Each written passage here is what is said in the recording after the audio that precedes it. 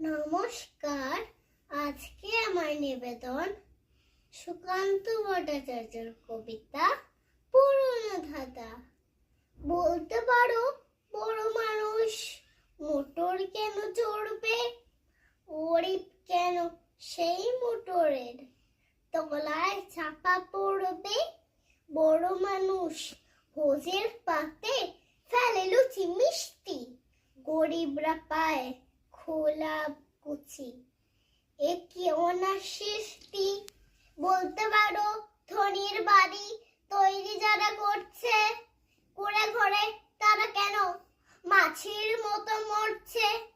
ধনির মেয়ের দামি পুতুল, হরেক রকম খেলনা, গরিব মেয়ে পায় না আদর, সবার কাছে ফেলনা।